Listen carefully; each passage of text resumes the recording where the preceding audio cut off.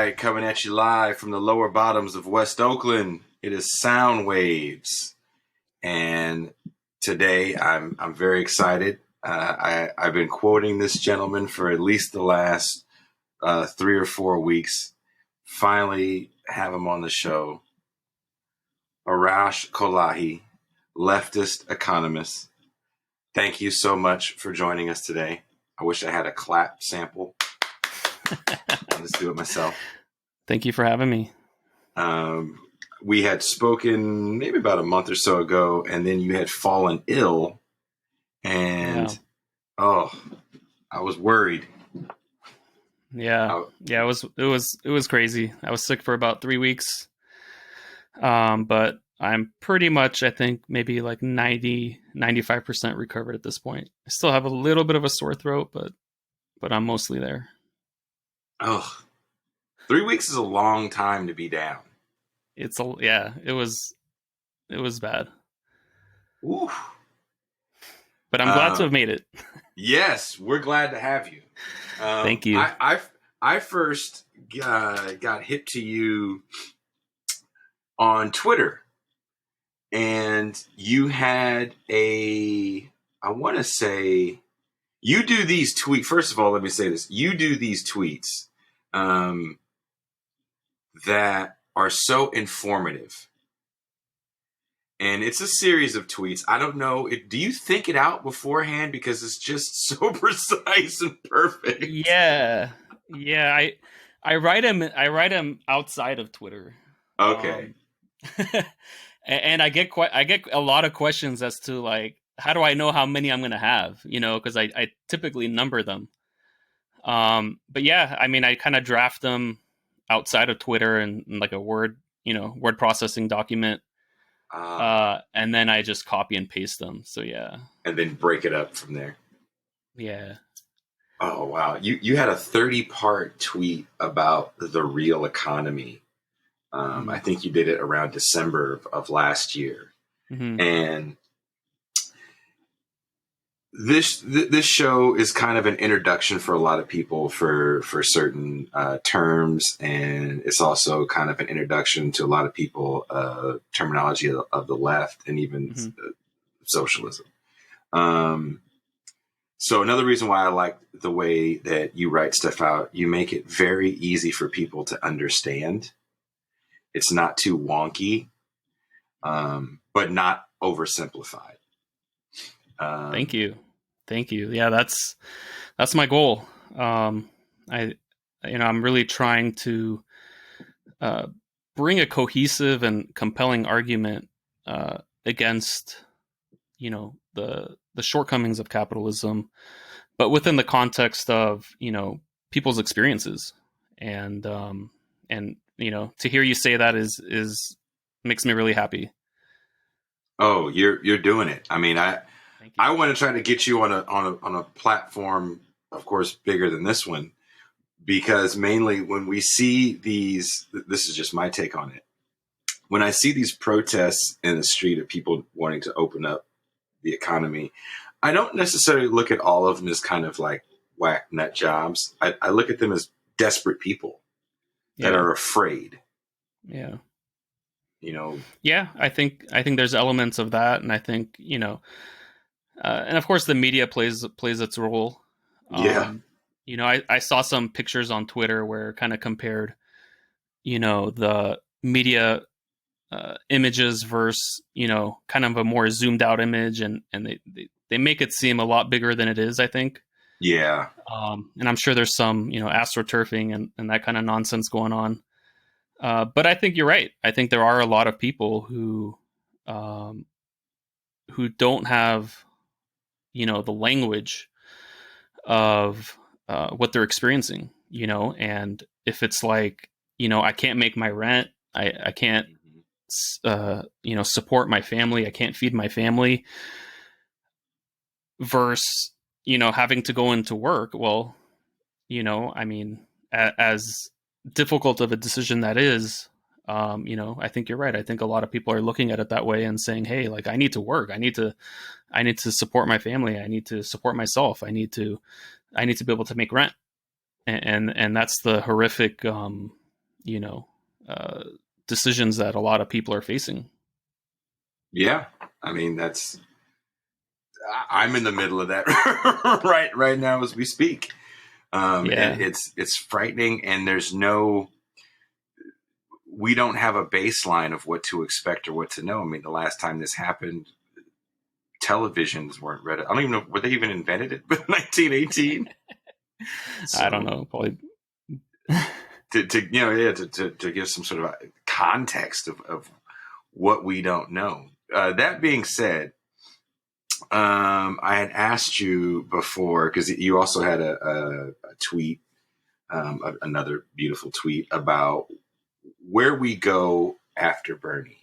Now, I feel a lot of people got radicalized in 2016 because there definitely was a bit of an arrogant sense of Donald Trump can't win. And even if you look back at the media coverage of him during the 2016 campaign, um, it was always kind of like you were watching a consistent folly. Like it was like, look at this crazy guy doing this crazy thing. Even Fox News, to a certain extent, everybody kept showing the crazy guy. Oh, he's making fun of Jeb Bush because he's the crazy guy, but he's Mm-hmm. never going to beat the establishment, Hillary Clinton. Mm-hmm. And now that we're 4 years in to the crazy guy in the White House, and he's literally doing all the things that we thought he would do as president, right? Deny, making stuff up. A lot of people look towards Bernie Sanders as the man that's going to right this ship. Yeah. And that Super Tuesday, seeing the consolidation of power by the Democratic Party to make sure that movement was quelled. What do you think? How do we talk to the newly radicalized people so they don't lose any sort of hope? Yeah. Well, first, I would start by, just pointing out those two truths that you just spoke of. Really highlight that the entire political establishment more or less exists to prevent a Bernie than a Trump, right? So Mm.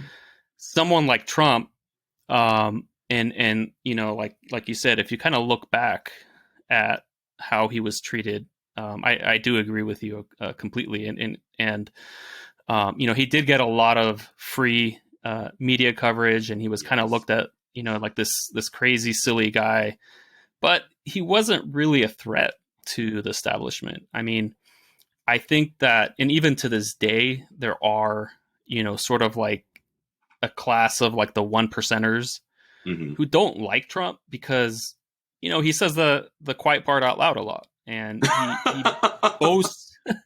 You know what I mean? He boasts Yeah. about like cronyism. He boasts about bribery, and he's really just kind of. They don't have a problem with his policies, but they don't like how sort of belligerent he is. Yeah. And he's Yeah. bringing a lot of kind of attention to what, that 1%, or, the political class has been doing all along, really. I mean, it's not that much different, really. But it's making people uncomfortable. And they don't prefer it. But compare that, like you said, to how Sanders was treated, both from the Democratic establishment, to the media, the mainstream media, and across the entire political spectrum. It's as if like everything really conspired to stop a real sort of progressive candidate from ever becoming elected. Whereas, for Trump, I don't think he was really the preference, but Mm-hmm. he's certainly not, that much of a threat to the establishment. Um, so where do we go from here? Uh, you know, I personally feel that a lot of the left is really intoxicated by electoral politics.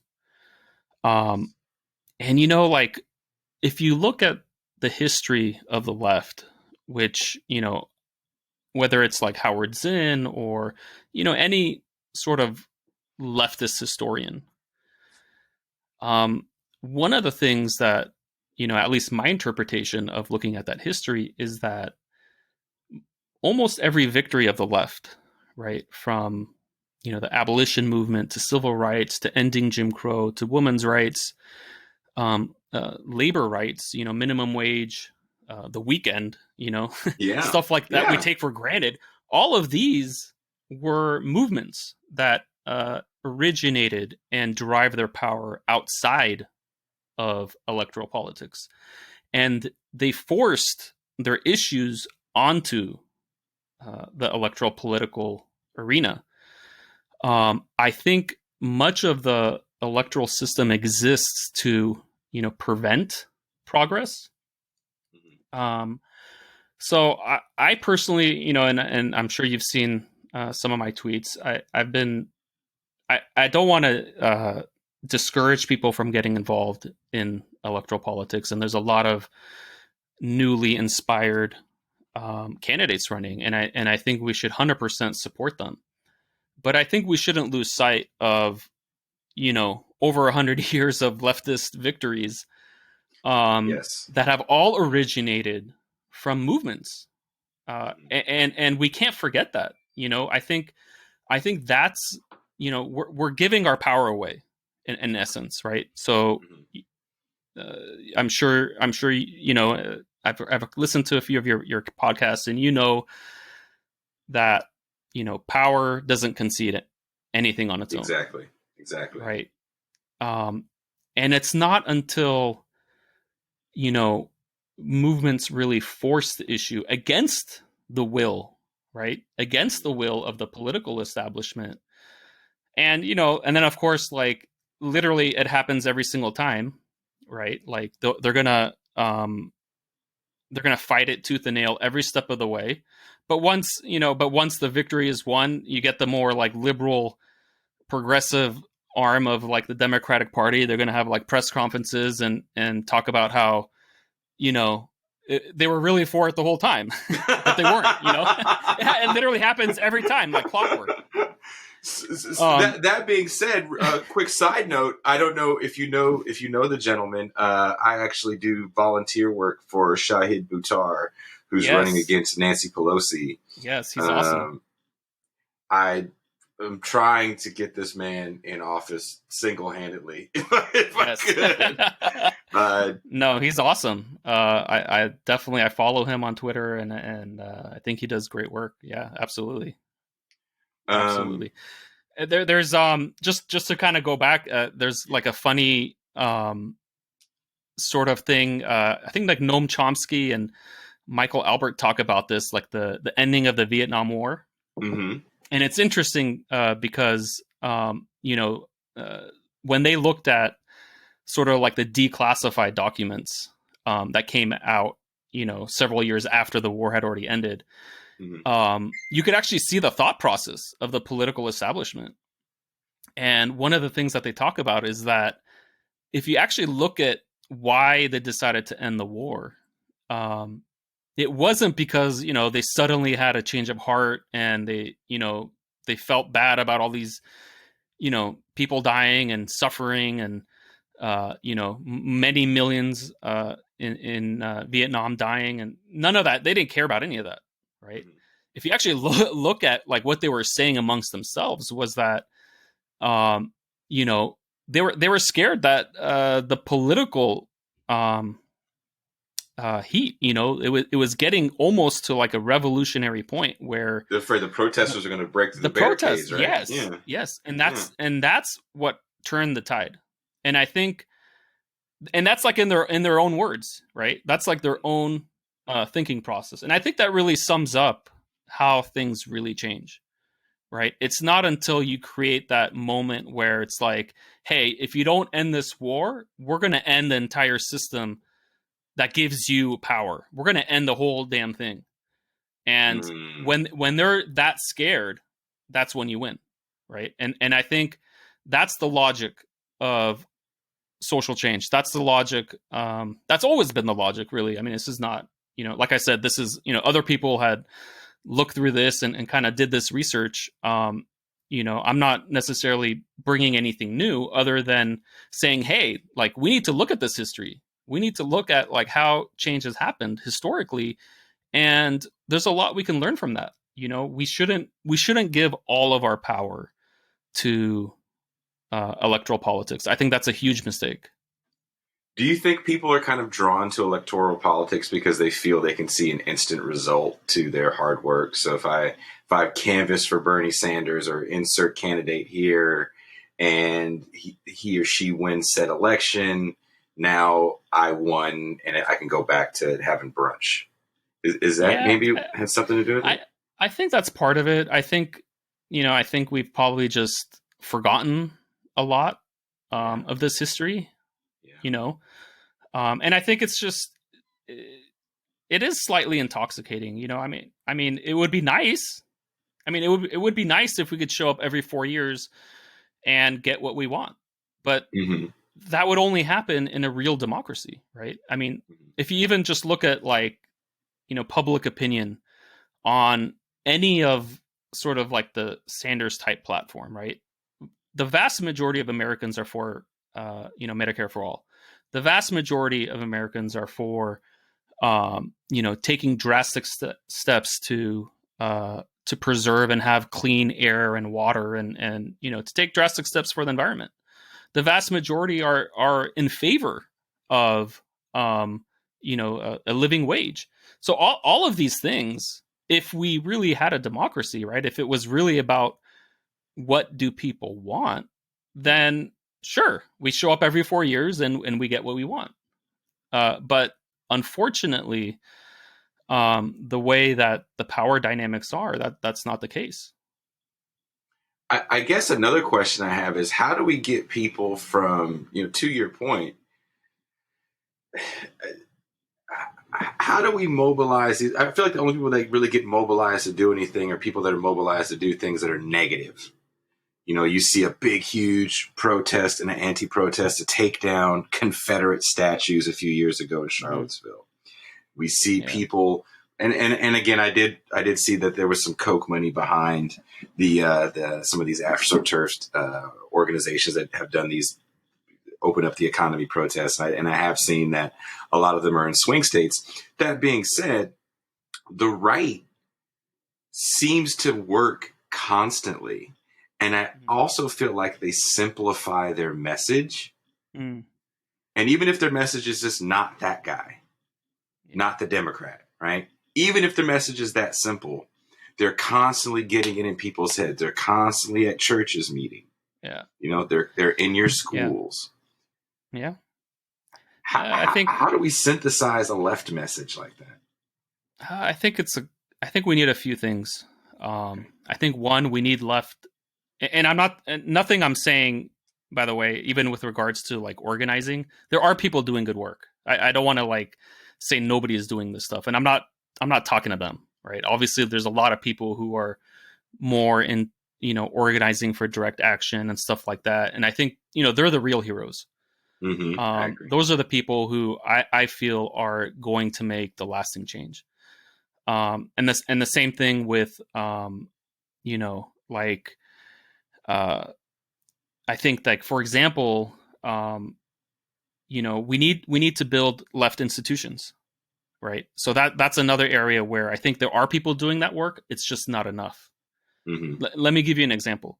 So the Sanders campaign for 2020 spent about $75 million on the mainstream media, on advertising and stuff like that. Basically spending on the media that has literally done anything and everything to stop his candidacy. Yeah. Right. So, one thing I think about is like, hey, instead of, spending 75 million, and giving it to, like the biggest ones were like, I don't know, MSNBC and like Facebook and all that.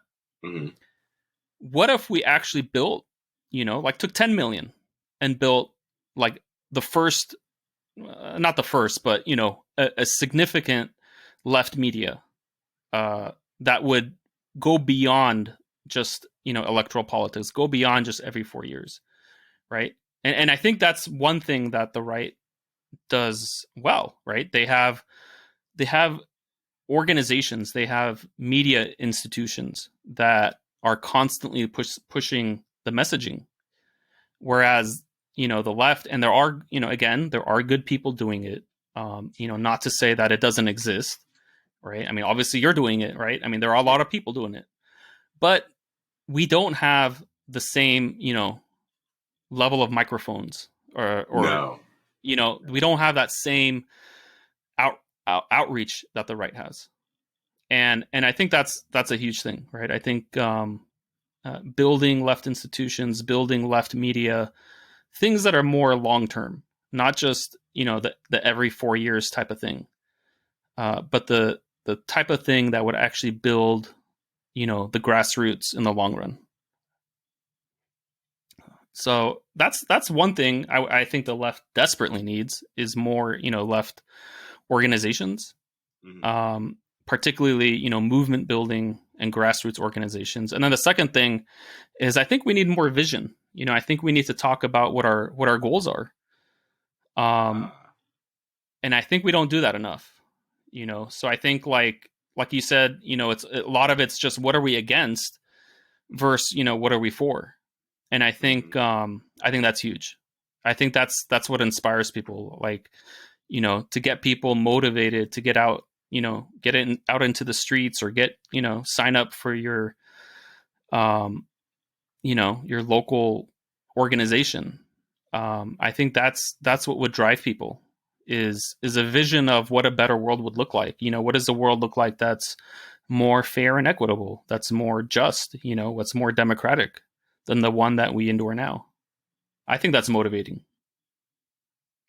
I mean, I'm trying to figure out what's the next step to get Medicare for all, like a real deal movement for Medicare for all. I mentioned to you that I do work in one of the emergency shelters here in California.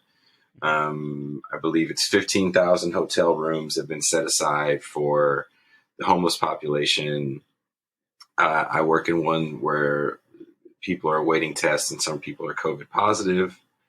Um, the mayor of San Francisco just said she's not going to use the hotel rooms that they have set aside for them, for the homeless. Our most vulnerable population is kind of it's scary to see Yeah. how we treat a lot of these people, because I think if people spent like 5 minutes in one of these places, their mind would be blown of the types of people you see. I mean, I have people as young as like 18 that have aged out of just foster care. Wow. I have people that have lost their home because of, I don't want to say defrauded, but misleading mortgages, and they got foreclosed on. Mm-hmm. And then you have people that just don't have family. Mm-hmm. And then you, of course, have people that are newly freed from prison because they're letting a lot of people out from COVID. Right. And there's the chronically homeless as well, but still, this vulnerable population, definitely needs health care. Yeah. Absolutely. And Absolutely. and I'm trying to figure out, like, how do we get a movement to really? I know there's people that are definitely campaigning for healthcare for all. There's definitely Congress people to like you said, regular lay people on the left, but I don't see the movement that unified. Yeah. Like, where's the Yeah. left's Tea I, Party? yeah. Yeah. Exactly. And I think, like, organizations like the DSA, there are good groups out there. Um, I think we have to get people to stop drinking the electoral politics Kool-Aid. Mm-hmm. That doesn't mean give up on it, right? Mm-hmm. We have to do it in parallel. But, the same way that many of us were knocking on doors and campaigning for the Sanders campaign for the Me Too movement. I'm sorry, the Me Not Us movement. Yeah. We need that kind of mobilization, right? We need that kind of mobilization outside of electoral politics as well. And another big question I have for you, which I think a lot of people don't understand, we've been getting beat. The average person gets beat over the head with the economy tying to the stock market. And everybody has a well-to-do uncle that's constantly watching that one guy on Fox News. I can't think of his name. He's always really loud. Anyone that talks about Mad Money guy? The Mad Money guy. Yeah, like, really loud. And this is the best stock ever. And you're going to make so much money, and rates are down. And there was a Jeremy Scahill, the journalist, had posted a picture that guy had up where he was talking about how wonderful this one stock was and how great the market was doing. And behind him was a picture that said 6 million people apply for unemployment. Yeah. So we've seen oil prices drop to literally below $1 because of Iran and Russia's. We're seeing the United States pretty much want to start some sort of war with Venezuela to take over their oil. We're seeing 26 million people apply for unemployment. Mm-hmm. And we're seeing these blips in the market, right? One day you'll see the market drop. I think it dropped like 2,000 points at some point last month. Then it goes up, then it goes down, it goes up, goes down. Yeah. What is the real economy? Well, it's definitely not the stock markets. There's a very low correlation between the stock markets and the real economy. I think it's down to 17% or something, which is almost nothing. Mm-hmm. The real economy is what we experience, right? Things like unemployment, things like the income gap, right? And the fact that wages have been stagnant for 50 years. Things like the minimum wage and working conditions and stuff like that. So those are that's the real economy. Mm-hmm. Those are things that I think affect most people in their day-to-day lives. And, if you kind of look at the trend over the past, 50 years, wages have been stagnant for the vast majority. Cost of living has gone up. Personal debt, like credit card debt, has skyrocketed. Mm-hmm. People are under tremendous financial pressure and financial strain. I mean, most people have, less than $1,000 of savings, and most people cannot afford. I think it's 40% of people can't afford a $400 unexpected expense. Mm-hmm. And you couple that with sort of this pandemic, it's a recipe for a disaster. And I think it's just about to start if drastic measures aren't taken. But anyways, those are the real factors that affect people's lives, and that's the real economy. Most of what is in the markets, a lot of it is speculative. A lot of it is in relation to profits, which don't necessarily mean wages, right? So over the last 50 years, like I mentioned, wages have been stagnant, but profits have skyrocketed, and so has productivity. So even though, workers are working far, maybe 3 or 4 times more productive than they were 50 years ago, and working, long hours, hard hours, and profits are just, through the roof, wages have remained stagnant. And, there's mainly one reason for that, and that's bargaining power. There's been a one-sided class war against labor and labor movements. And, that is, very directly resulting in the lowering of the bargaining power of labor. And wages, just like anything in a market system, wages are a reflection of the price of our labor. And that's how markets work. Markets are prices in a market system reflect the relative bargaining power of the buyers and sellers. So as workers are more and more desperate, more and more indispensable, wages will remain flat, and we're sort of seeing the ramifications of that today, right? Yeah, yeah. With the Amazon strike recently, or they were trying to strike. I saw that. Yeah. I don't know if you saw that kid.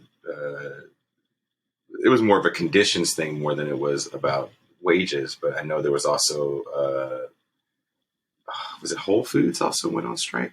That was more to do with wages last month. Yeah, I saw the Amazon one. Yeah, but I mean, the working conditions there from what I've seen are pretty horrific, and I think that is sort of a reflection of the economy in general, right? You have the billionaire class who can reap tremendous profits at the expense of labor being beholden to extremely low wages and poor working conditions. It's almost as if labor accepts the working conditions as just the norm that you can't affect. Like, this is just the way it is. You can't fight it. I'm a fan of Richard Wolff. I don't know if you follow Richard Wolff, another leftist economist, and he talks a lot about when the socialists were taken out of labor unions as far as like being the people in charge of organizing. And there's something to be said to that, because I know it was the hotel workers labor union that was trying to battling against Bernie in Nevada, and it had something to do with them being against Medicare for all because they were getting some sort of kickback for signing people up on healthcare plans. I bring that up because it's I feel like it's hard for labor to get out of the hole that it's in right now when there's not a true leftist force organizing them. I agree. Yeah.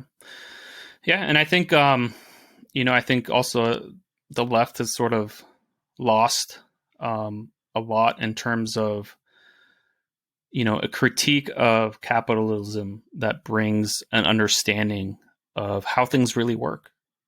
I mean, honestly, like I was talking about wages being a function of bargaining power. I think that was pretty well understood, in the 20s by the left. And, you know what I mean? And I think, yeah.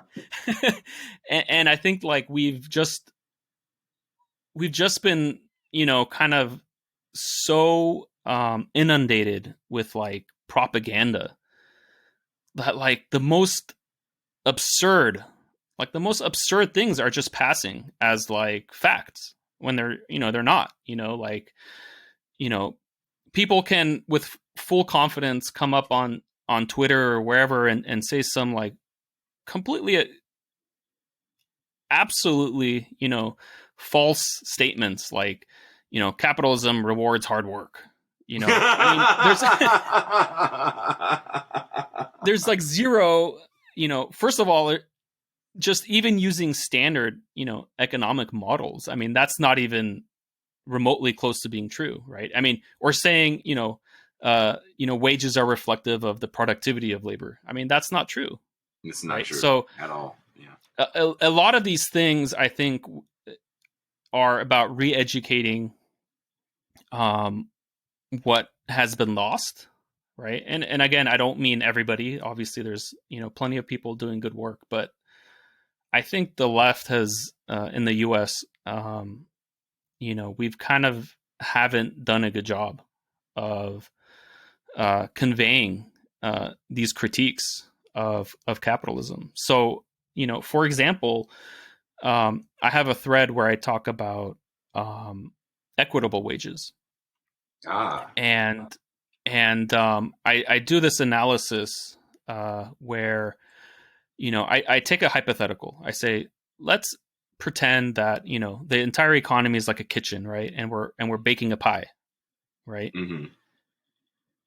So wages are like our claim to the pie that we all bake, right? It's kind of like your claim to the output of the economy, right? Mm-hmm.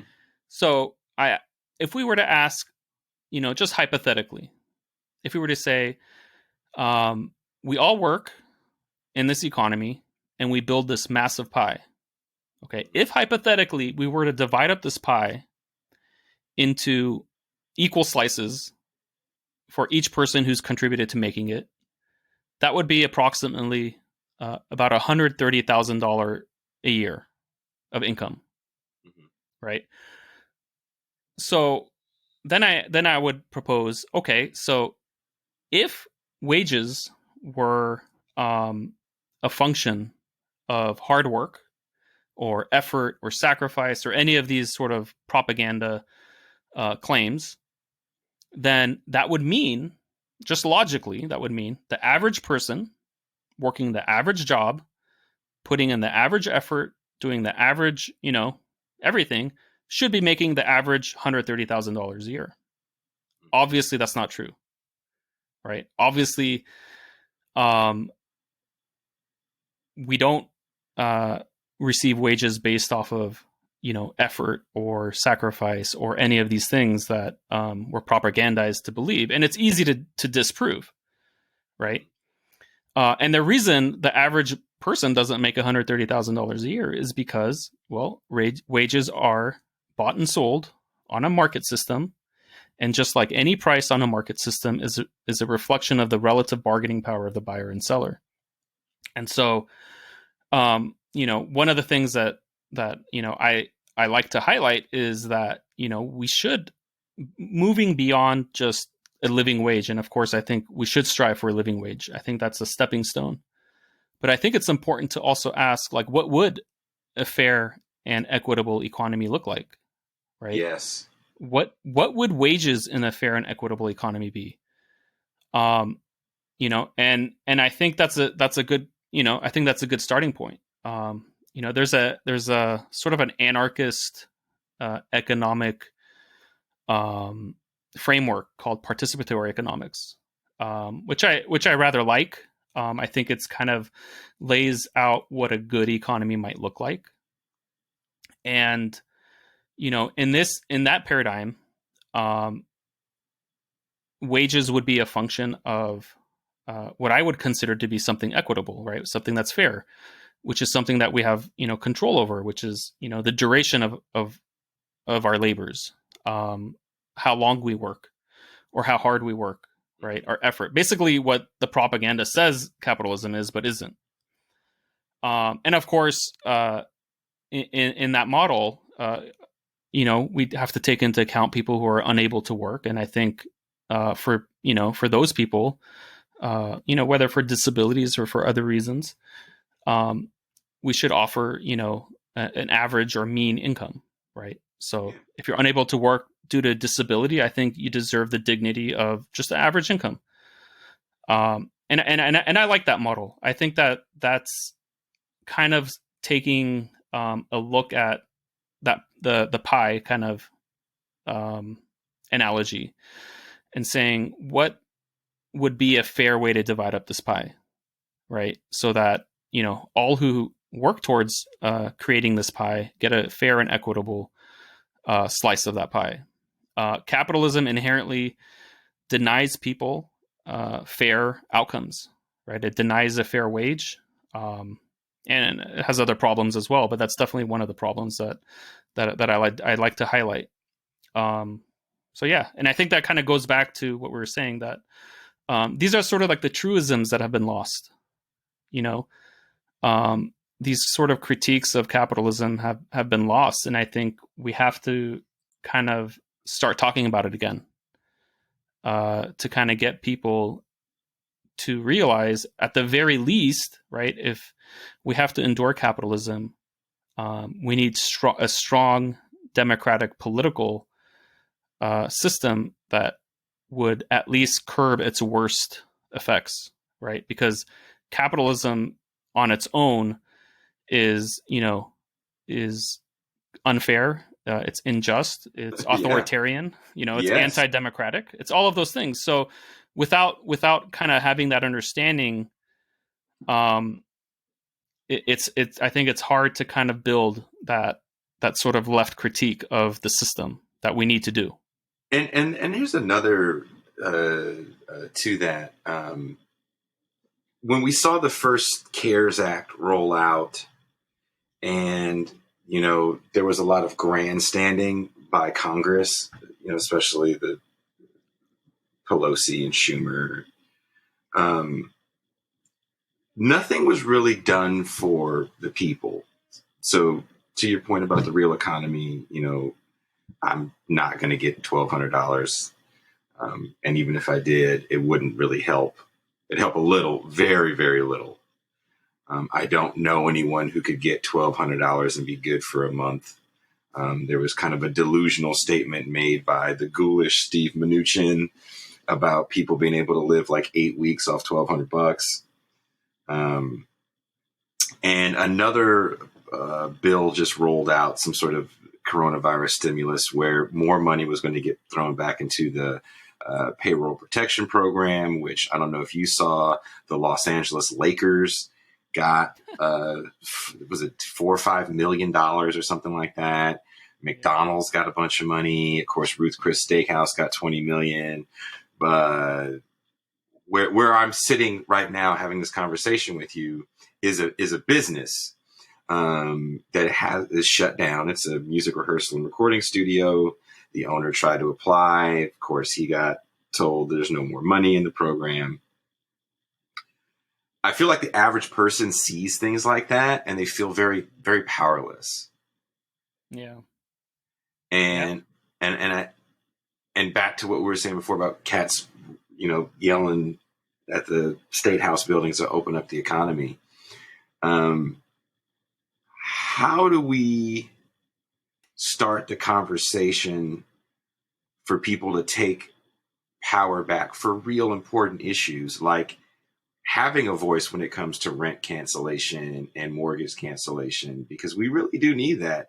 All these other countries that we point fingers at and laugh at are doing. Venezuela, 6 month, no rent, no mortgage. Yeah. Italy shut it down. Cuba. Yeah. So how do we start that conversation even to get people on that page, to get them away from kind of the Fox News and even CNN BS propaganda, but to really be about helping themselves in this time of unprecedented crisis? Yeah. I wish I knew. I wish I knew. Sorry,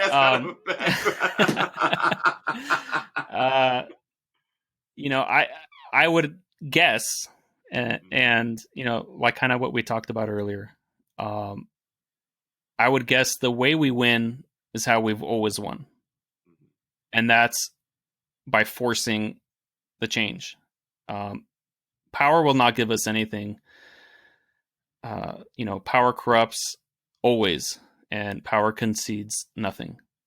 I think the logic of social change needs to be conveyed, so that people can understand that if we want to win X, right, and let's say X is worth $1,000 to the establishment, we have to make it that by not giving us X, we're going to cost them more than $1,000, so that in their minds, right, the calculus will be, well, we might as well give them X, because if we don't, we're going to lose something more.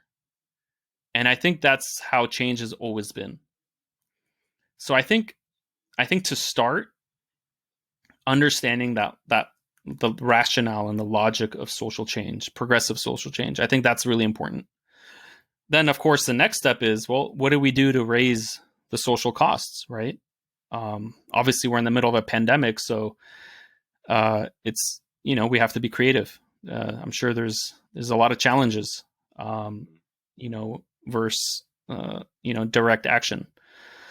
But I think the left has always been very creative in terms of figuring out ways to really make it painful for the establishment. It was kind of like you got to hit him where it hurts. It was kind of like when